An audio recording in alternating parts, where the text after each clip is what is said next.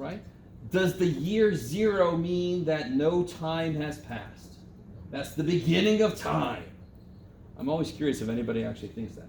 Everybody realized that the year 0, was there anything happening before the year 0? Of course there was, right? That's not the freaking Big Bang. You with me? I'm not getting into any of your philosophies or whatever. It's not the beginning of the universe, okay? Right? There was time before that. So, for example, what about temperature? How many temperature scales do you guys know? 3. Some of us know 3. Everybody should know Fahrenheit, obviously, because we're the last country on the face of the earth that doesn't use metric. Go America. Right? So we all know Fahrenheit. Some of us definitely know Celsius if you came from any other country, literally. Yes. And then, of course, yes, so there's Fahrenheit, Celsius. Most of us know those two. And then there's one called Kelvin. I'm not going to talk much about Kelvin except to say, anybody ever heard absolute 0? Right? And I'm not talking about vodka. Absolute 0 would be when all energy is gone. So absolute 0 means we're all dead.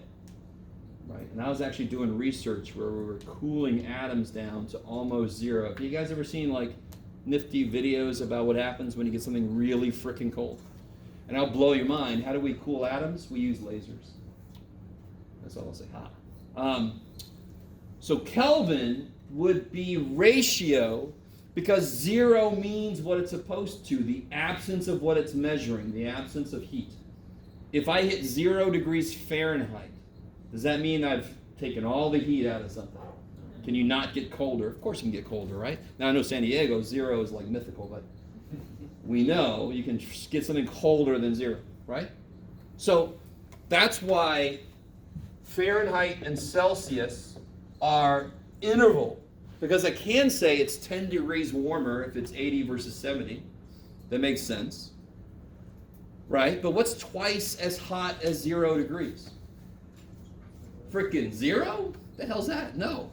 Do you guys see what I'm saying? So mathematically, if 0 is not in the right place, then division is not going to make sense. So that's why those two are good ways. So division's got to make sense, and 0 should mean what it should. Means what it should. So what would go here then? Age. If you are 0 years old, what does that mean? What does age measure? The amount of time you've been on the earth, right? Out of the womb. I love it. So if you're 0, you are not yet out of the womb, right? You're not on the earth yet, right? You're still baking. You with me? Okay, a little bit. So age is ratio, not just because of that. You could stop there and say 0 would mean you're not out in the world yet. It means what it's supposed to. And you could also say if I'm 40 and you're 20, then I'm twice as old. 40 divided by 20 is 2. Do you see what I'm saying? So to be ratio, 2 data points divided, the answer has to make sense. Also, 0 should mean what it's supposed to. So let's see. Let's try a couple out. What about your political party affiliation?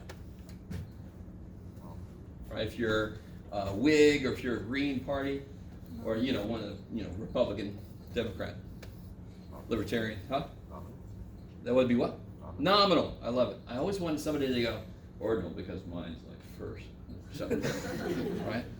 Well, it's obviously nominal. It's not numerical, so you can eliminate the last 2 right off the bat, and then you just have to figure out which one of the first 2 is it. So that any problem like this, you should be able to eliminate 2 of the options immediately. So if I said number of words you can type per minute, what level would that be? It's ratio. And I want to remind you about something. That doesn't mean it's not interval. It builds. So every ordinal is also nominal. Every interval is also ordinal. So for example, like year of birth, do years want to be in a certain order? Yeah. So they're ordinal, but that would be the wrong answer because you're supposed to give me the highest level. And you guys see what's happening? As I go up in level, it means there's more stuff I could do with it. Right? Okay, maybe. So where did I just leave off? Did we do that one? Age. Is that the one we're just doing? No. I'm showing my age. Right? Okay, boomer. I'm not a boomer. Stop.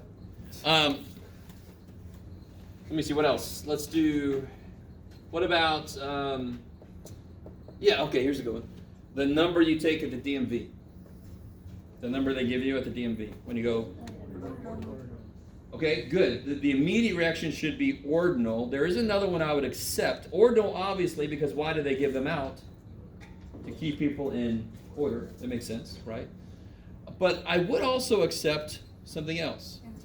Interval. So if you got G7 and somebody else is G8, within the G category, they're one behind you, right? 8 minus 7. But it doesn't quite work because there's G and F. So you're G7 and they say G6. All right. H2, B7, A4, H3, F. What the shit? Right? If you've been to the DMV, you know exactly what I'm talking about. And I'm next. 30 minutes later. I'm next.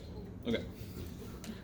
You guys with me? So that would so on a quiz, I will always ask you to explain your answer because that's how I can determine you're thinking about it correctly. So I would actually take either one of those answers, as long as your explanation shows me why it's that. Okay, maybe so. Okay, I like this. How do you feel about? I mean, you really just got to jump in the homework and try these out. Okay.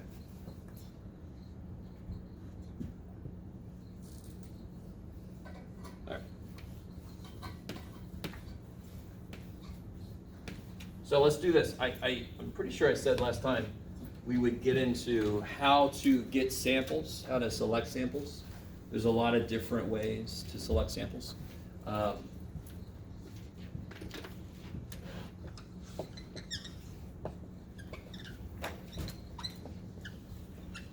sampling methods.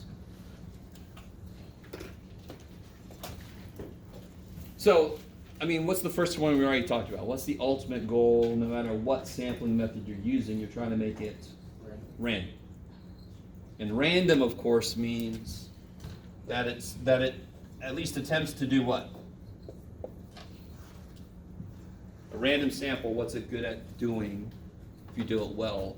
Making sure that everyone has an equal chance. Yes, I love it. So everyone in the population, we say it a little more formally. Every element of the population must have an equal chance to be selected, to get in. I like it.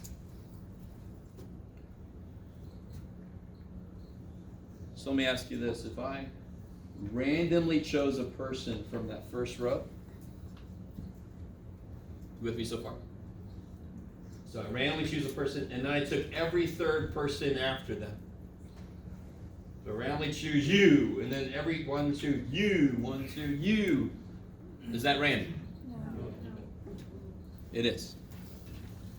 But it's a little more than that. So random means you just did random. You didn't try to do any other methodology. What I'm doing now is I'm making it a little more complicated, right?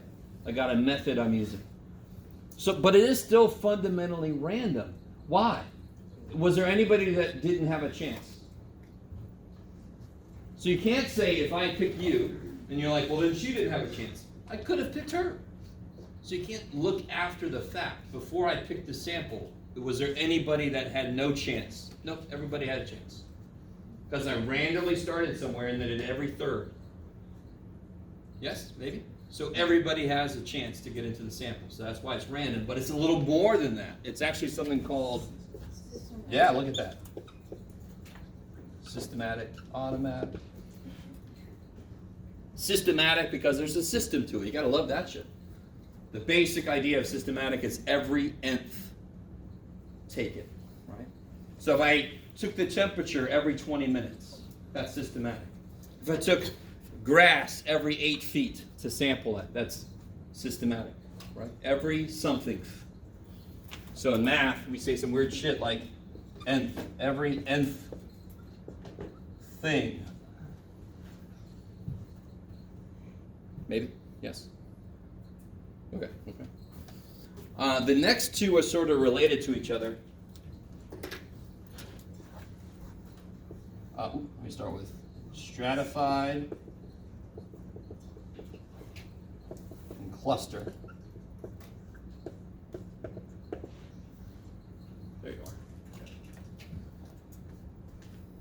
These kind of suck because they both have the same first step.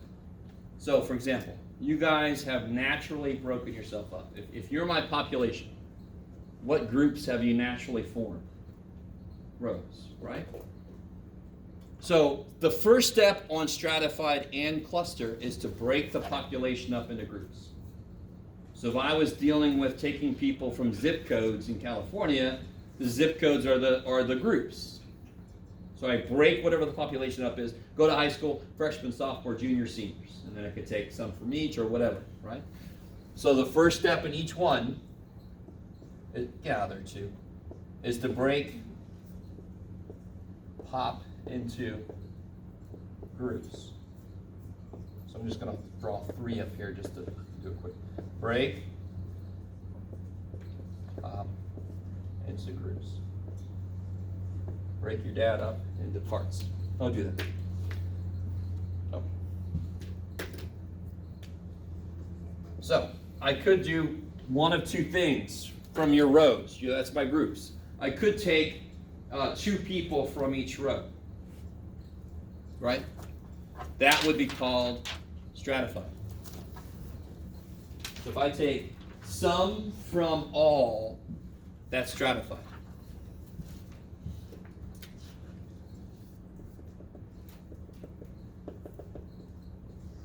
So if I take sum from all to be into my sample, become an A. There it is. That is called stratified. Sum from all.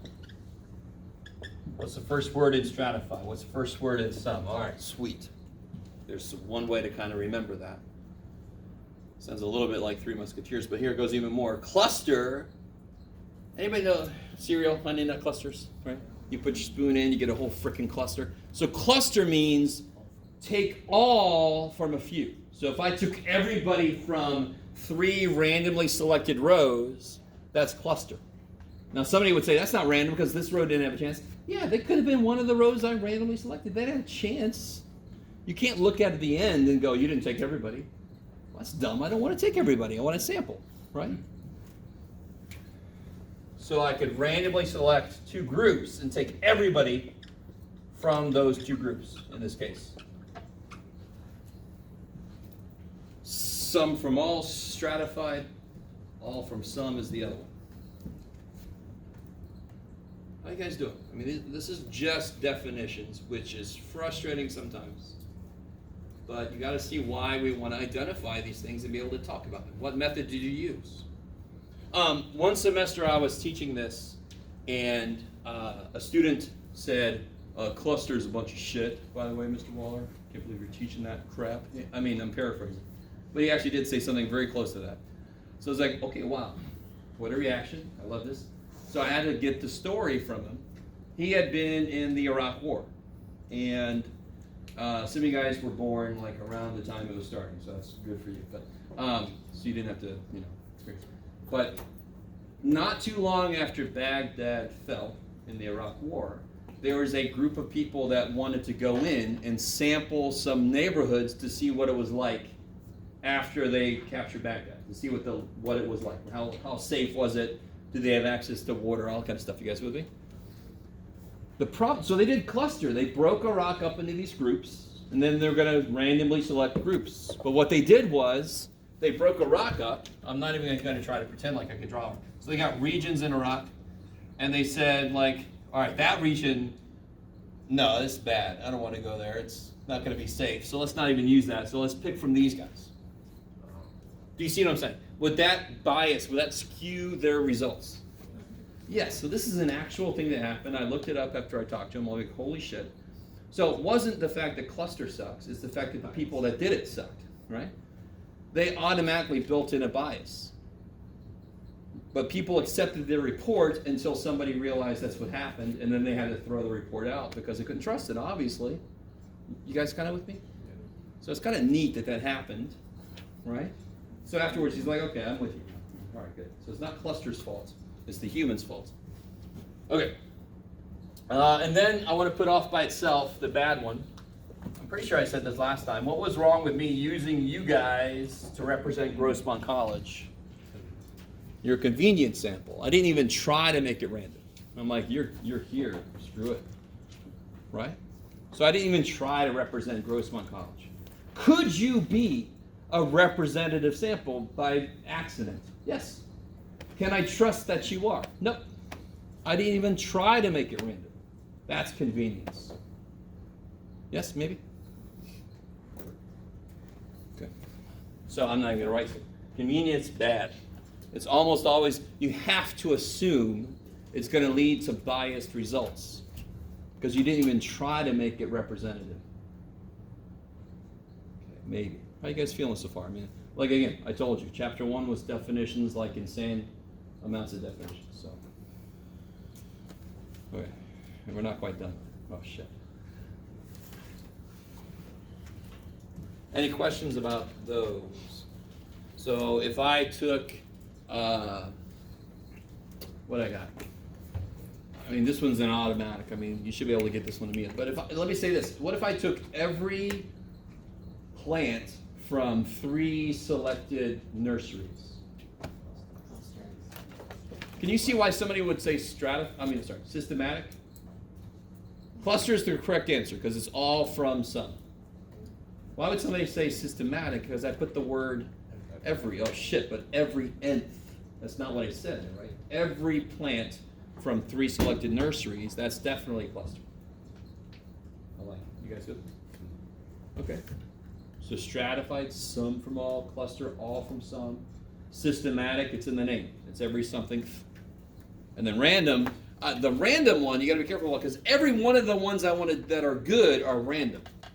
So when would the answer actually be just random if I said something like, you put everybody's name in a hat, and then you take a name, right? That's random, because there's no other method on top of it.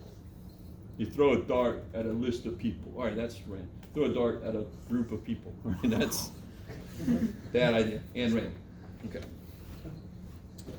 Okay, so any other questions about those?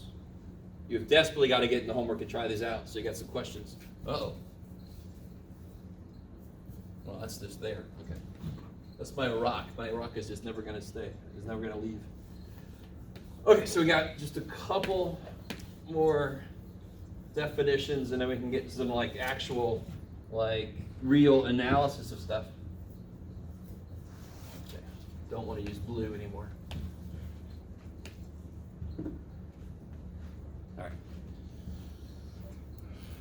You guys doing all right? Okay.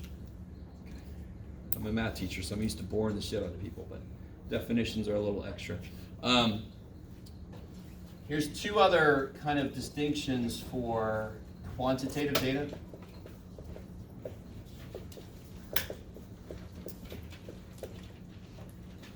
All right, so these are our last definitions I'm going to talk about. I might as well just say this.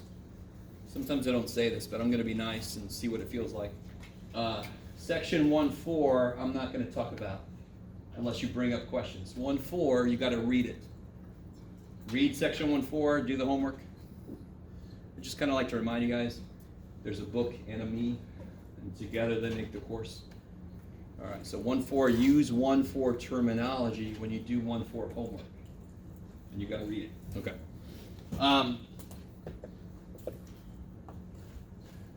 Let's start with continuous. Some of you know, have you encountered that word continuous? Mathematically or out in the English real world stuff? What? Both. All right. So what do you know about continuous? Continuous is like measurements, height, weight, things that. But why? Well, because they're things that can have like decimals in them. Okay. But it's got to go further than that. They are things that could take on any value between 2. So if I drew a continuous line, that means I don't pick up my pen. Right? So like that was right. Like the weight of a backpack. If I said the backpack weighs 5 pounds, does the backpack actually weigh 5 pounds? I'll put money on the fact that it doesn't. Maybe it weighs 5.0379662943392222187. Right? Forever. And does that still make sense? If I keep going, does it make sense? No? You guys do realize that just the way we say something isn't the way it could be. Like, is anybody here exactly 5'2"? No, you aren't.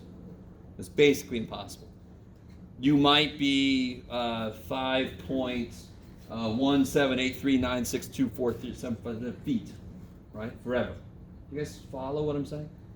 That still makes sense, doesn't it? About how far away do you live?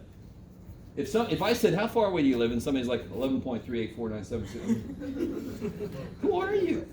But distance can take on any value within an interval. 0 to whatever, right? And it would still make sense. Those are continuous. They don't have to skip values. They can take on any value. How do we say them? We round it. We say about 11 miles. Does that suddenly make it not continuous? No, it's just the way that we want to talk to each other so we don't drive each other insane. So continuous can take on any value in some interval. So like somebody's age could be anywhere from 0 up to the oldest person, right? So when I say I'm 47, that's not quite right. I'm 47 point whatever. I'm just very happy I haven't calculated that out. I'm 47 and a quarter years old. So. You kind of with me? So all right, maybe it's better if I contrast it. What the hell is discrete then? Discrete's the opposite of that. Discrete is they have to skip values. If I ask somebody, how many TVs do you have in your house? And they say 3.9247, I kind of want to go to their house. You with me? How many kids do you have? Oh, 1.26. I'm like, I am not coming to your house. I don't know. Here's a one kid, and wait a minute. Is he phasing in and out of reality? What is this? Could it be? Do you guys see what I'm saying? I know it's silly. I'm sorry. But so they have to skip values. So if you try to make it, so if I said, oh, that guy's about 5.807246 feet tall, that makes sense. And I can keep going, and it would still make sense.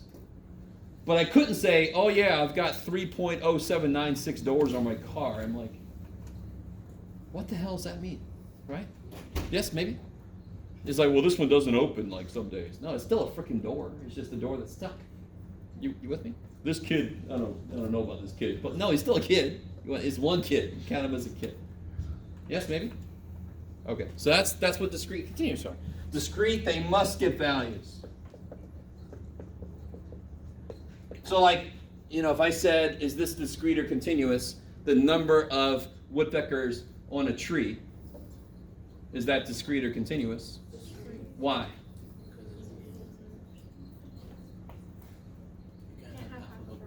Can't have half of a bird. It can only take on whole number of values, right?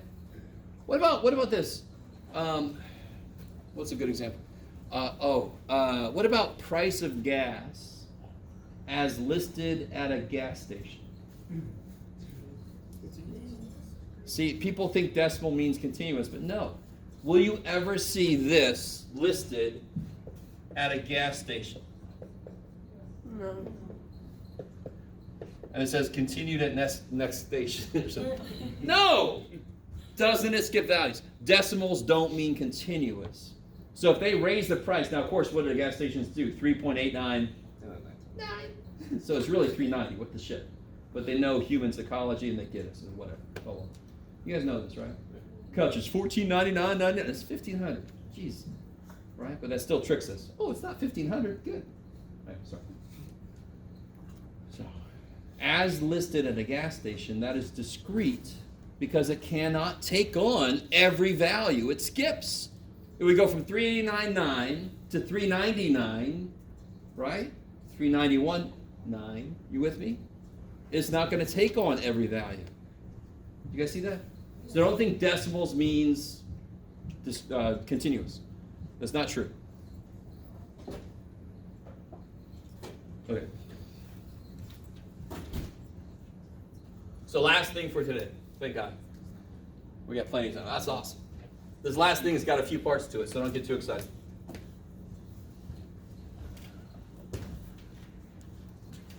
We're going to stop about 10:30 at the latest, and then take our little field trip.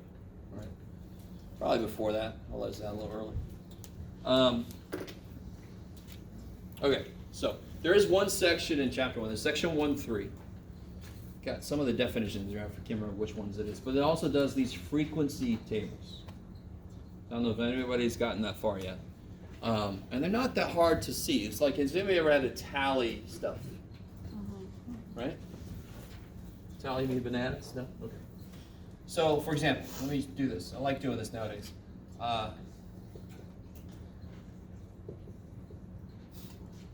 Oh, you can do it the right way, Jeff. That would be awesome. You can do it. There you go, buddy. I have to give myself little words of encouragement. Okay, so let me just give this to you. Let's say these are ages of people at a bus stop. And this is the frequency. I'm not even going to tell you what the hell that means.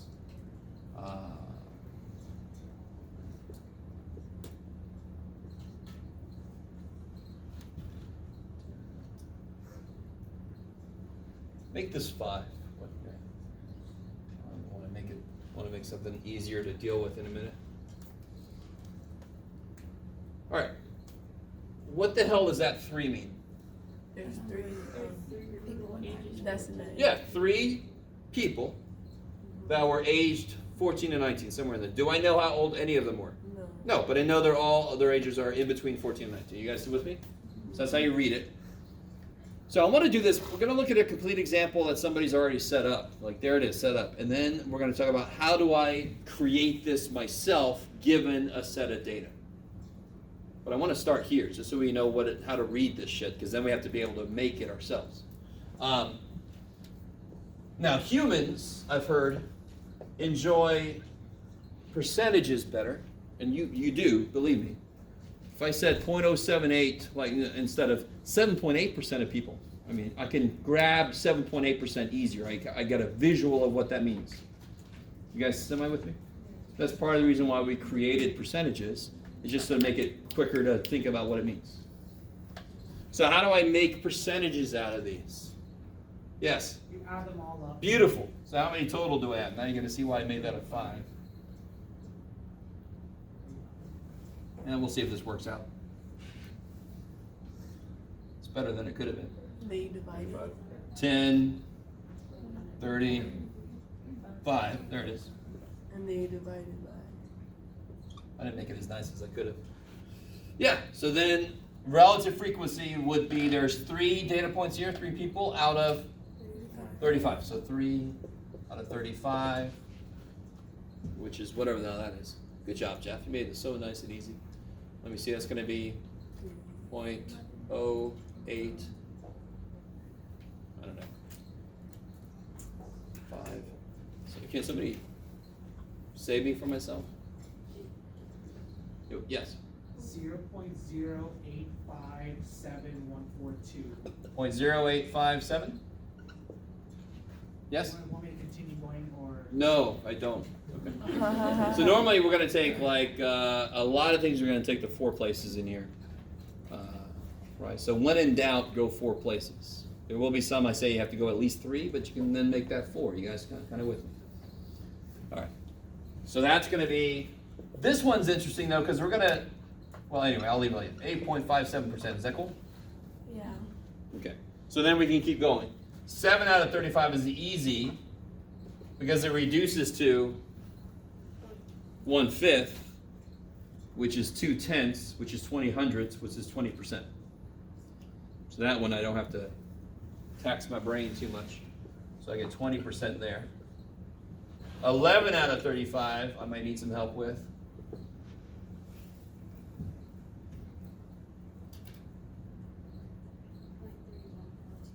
Three one four two.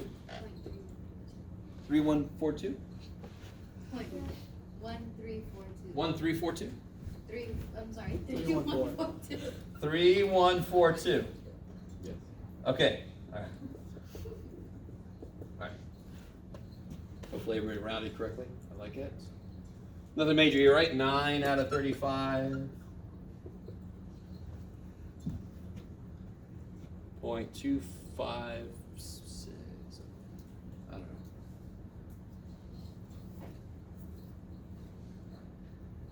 257. 257. 2570? One. 1. Okay. And then we got 5 out of 35, which is 1/7, which is 0.142 something, I think. Maybe. I can't remember. 1428.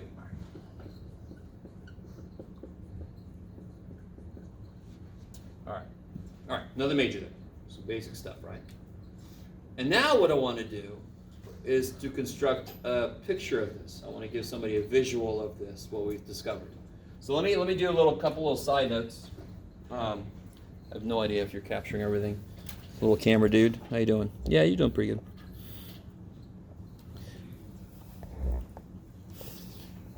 Little camera dude. Okay. So we've all seen stuff called bar graphs before. Something like man, woman, blah, blah, right? Okay. What's missing there is the labels and whatever, but it could be, obviously, unfortunately, it's not income, right? Because normally the bars would be the other way. Still would be. We're working on that. But that's bar graphs. What kind of data is this? What kind of data is that? It's not discrete. It's not even numerical. It's men and women. It's qualitative. It's just names. Bar graphs are for name data. Does the gap in the middle mean shit to me? No. It's this group and then there's this group. What we're about to create is based off of quantitative data. If I see a gap, that means there's nobody there. Yes? So I don't want any gaps unless one of these were 0. That's the only time I want a gap to show up on the picture I'm about to make. I need some, whatever liquid this is. Oh yeah. All right. So, you guys see an issue with the way we've got these, if I'm not supposed to have any gaps when I create this. Because you might think you're going to do this. All right. 14, 19, 20, what was it, 25. But if you do that, and I make a little bar on there, it's going to have a gap right in there, right? Uh-oh, shit. Uh-oh. So, stay with me now. I'm going to show you an alternative way to do this that you don't have to do what I'm about to tell you have to do. So this is the book way. More books are going this way, which I don't understand, because I'm going to show you an alternate